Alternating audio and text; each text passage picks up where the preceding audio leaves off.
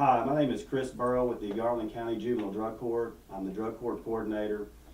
Basically, what our program, we take delinquents and fins into our drug court. They will come in to Judge Cook. Judge Cook will hear the hearings, and what we'll do is once they're adjudicated, they'll come in. They can come in by drug screens, failed drug screens, use of drugs, alcohol, prescription pills, different things like that. What they do is when they come into our program, we do an intake. Our program lasts a full year if they do everything correctly. If they have what we call hiccups, it may take a year and a half, up to 2 years before they'll complete our program. With our program, which is made up of 5 phases, once these kids get to the point of where they've got 30 days sobriety, 45 days sobriety, 60 days, 90 days, we give them incentives. So we are partnered with a nonprofit called Camo's Kids, where we're able to go out into our community, like the YMCA, the Boys Club, art lessons, Mosaic Madness. We've got some restaurants that donate certificates to us, and what we do is when they get to that point where they're doing really well, we like to give them an incentives. We also use our big thing that we like to get them into healthy hobbies are things like piano, guitar. We've even had a couple of kids go through the Boys Club in a boxing program. So that's kind of what we do. We want to get them into that healthy hobby and keep them sober. So the one thing that we've decided also to do with our program, we've partnered with Washita Children's Center. We've partnered with the FFA at Lake Hamilton to do community gardens. We call it the Garden for Heroes, which HERO stands for helping each other reach our sobriety. Now I know each other is 2 words, but we're kind of quirky in that way, and so we decided to do it that way. What we also do, we want to make sure that these gardens are given back to the communities. Like OCC will use the vegetables to help in their kitchen, and FFA and the one at Lake Hamilton will give back to the Parent Center. And then the rest of the vegetables that are left over we'll take to the farmers market to help fund next year's project. Hi, I'm Kyle Acosta. I'm the Executive Director of Garland County CASA. CASA stands for Court Appointed Special Advocates. And what we do is we recruit community volunteers to serve as court advocates for kids in the court system who've been abused or neglected. These are kids in foster care generally. And what we do is we pair them up with a community volunteer who's going to make sure that they spend the time to get to know the child. They're going to get to know the family. They're going to get to know the reasons and the accusations of why the child came into care.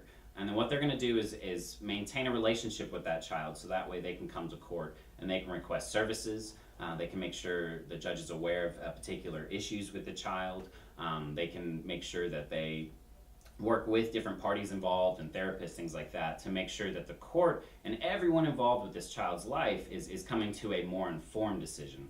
That's the idea behind CASA. We like to make sure that our court, our judges, are informed a lot more about the child. We feel that more information is better, so we use these community volunteers to help augment a system that is very overburdened.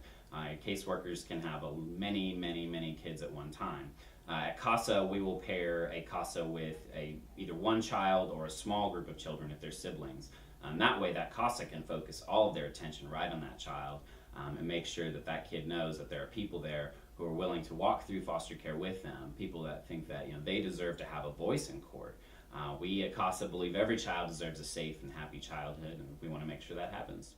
I'm Monica Longton with Garland County Juvenile Court. I'm a juvenile probation officer.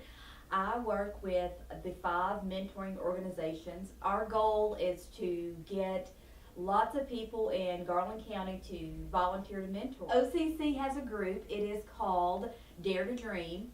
YMCA has a group. It is called Reach and Rise. Men Mentoring Young Minority is another mentoring group. Lifehouse Ministry is a group, and Visitors Chapel AME Church has a mentoring group as well. The goal is to bring all mentoring organizations together so we can network and spread the word that we are in desperate need of mentors. Hopefully we can get the word out there so we can have a lot of people in the Garland County area that will volunteer to mentor our youth for today. And we are mentoring kids, not only kids that have maybe come across the juvenile justice system, but all kids in general. Every child needs a mentor, and hopefully we will get volunteers there to help with the mentoring group. Thank you. My name is Brian Reynolds, and I'm a probation officer and also a training facilitator for the RJP program. What RJP is, it stands for Restorative Justice Program, and it is a program that's been established to help in a way of bringing balance to our community. What happens is it involves anybody who has a stake in an offense that's been committed in our community, whether it be vandalism or something of that nature, or even theft of property. And how it works is we have a juvenile that comes in, they commit a crime, they're charged with that crime, and then they come to court and are adjudicated for that crime. At that point, the judge determines if they meet criteria for the restorative justice program. And what happens is at that point after adjudication, the victim is also notified, and it is arranged to make sure that they agree to participate in the restorative justice program. And they're contacted by a facilitator. All of our facilitators have been trained thoroughly in this program. They, at that point, make sure that the victim and the offender can both be available to a set time and in which they can meet and have a facilitation. At that point, the facilitator contacts both the victim and the offender and arranges for a meeting time. That meeting time could last up to about an hour and a half. During this meeting, they're trying to reach an agreement into which the victim can be made whole, because that's really what this is about. It's giving the victim an opportunity to voice their concerns and needs from this incident that may have occurred. If an agreement is met, then the restorative justice program is considered to be a success. So these agreements can entail anything from community service, repayment of restitution that may be owed, or even something to the point that if the victim wishes for the offender to do work for them at their home, if maybe their mailbox was broken, they could repair that mailbox for them. But the ultimate goal for restorative justice program is to give a voice to the victim and to also make the offender accountable for their crimes. Okay. My name is John Morgan. I'm Case Management Director for Ouachita Children's Center. As many of you know, the Ouachita Children's Center is an emergency shelter where we house youth that are sent there by the court, and also youth that are in custody of the state of Arkansas in foster care.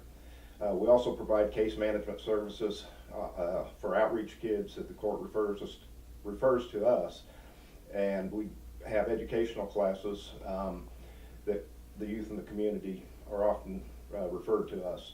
We have teen health, which is a reproductive health class. We have active parenting classes where both the parents and the youth take part in helping parents understand how they need to raise their kids or do a better job of it. And we also provide boys council and girls circle, which are classes that are designed to make them more aware of what's going on in the community and some of the disparate impact that their negative behaviors have.